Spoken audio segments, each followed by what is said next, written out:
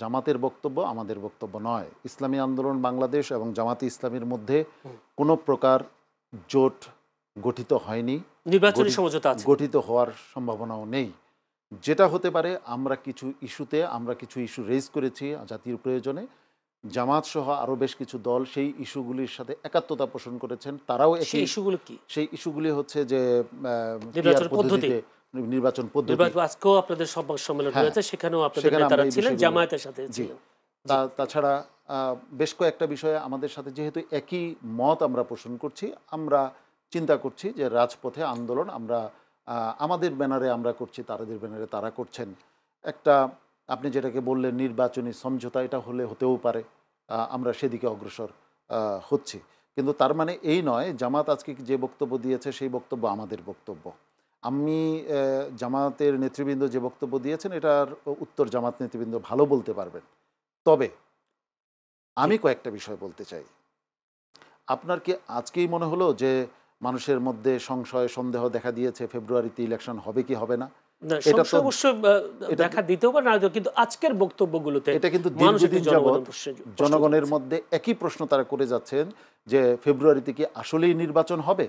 কারণ নির্বাচন যারা করবেন সেই নির্বাচন কমিশন এবং সরকার নির্বাচনের পরিবেশ কি তৈরি করতে পেরেছে? এটা তো খুবই একেবারে সঙ্গত প্রশ্ন। এখনো পর্যন্ত মারামারি হানাহানি চলছে এবং এটা অবাধে চলছে, চুরি ডাকাতি ছিনতাই অবাধে চলছে। এগুলি নিয়ন্ত্রণ করার কোনো সক্ষমতা এখন পর্যন্ত যে সরকার দেখাতে পারে নাই। এরকম 300 আসনের নির্বাচন যেটা হবে অত্যন্ত উত্তাপ মুখর আমরা মনে করছি, এবং বিভিন্ন রাজনৈতিক দলের পেশি শক্তি এবং কালো টাকার শক্তির অপব্যবহার নির্বাচনে হবে বলে একেবারে স্পষ্ট দেখা যাচ্ছে। সেই জায়গায় সরকার এখনো পর্যন্ত কোনো দৃষ্টিগ্রাহ্য কোনো কিছু করতে পেরেছে বলে আমাদের মনে হয় না।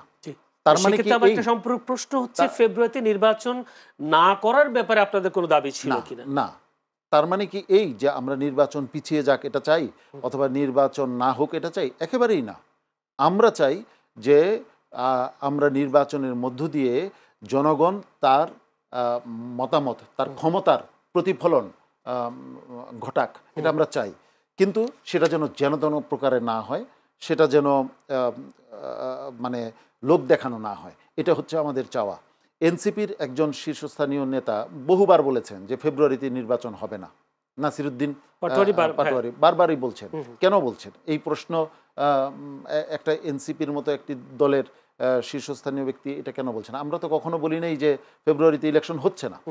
কিন্তু আমরা যে বিষয়টা বলতে চাচ্ছি যে ইলেকশনের আগে গণভোট যদি না হয়, যদি জুলাইয়ের গণ অভ্যুত্থানের এই বিষয়ের জুলাই সনদের স্বীকৃতি আইনগত ভিত্তি যদি প্রতিষ্ঠিত না হয়, তাহলে এই নির্বাচনের মধ্য দিয়ে আমরা আসলে কি পেলাম? এত রক্তপাত, এত মানুষের আত্মদান, এত মানুষের পঙ্গুত্ব বরণ, এই সব কি একটি দলকে সরিয়ে আরেকটি দলকে ক্ষমতায় বসানোর জন্য?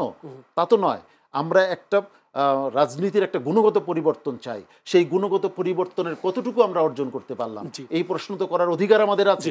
আমার মনে একটু যাবো ওনার কাছে, তার আগে প্রশ্নটা বলছি এই জন্য যে যদি নির্বাচন গণভোট ছাড়া নির্বাচন যদি হয় তাহলে আপনাদের অবস্থান কি হবে? যদি গণভোট ছাড়া নির্বাচন হয়, আমরা রাজনীতির আগামী দিনের চিত্র আজকে বলতে পারবো না, কারণ রাজনীতি প্রতি মুহূর্তে রং বদলায়। তবে এটা এই রং বদলানোর মেইন স্টেক হোল্ডার কারা? রাজনীতিবিদ নাকি সরকার? সরকাররাও তো এখন রাজনীতিবিদ, কারণ হচ্ছে যে তারাও তো রাজনীতির, তারা তো রাজনীতি করে, তারা তো জাস্ট সাময়িক সরকারের দায়িত্বে যেহেতু আছেন, রাষ্ট্রের দায়িত্বে আছেন, অতএব রাজনীতি যেহেতু ওনারা পরিচালনা করেন, ওনাদের রাজনীতিবিদ না বললে কাদেরকে বলবো?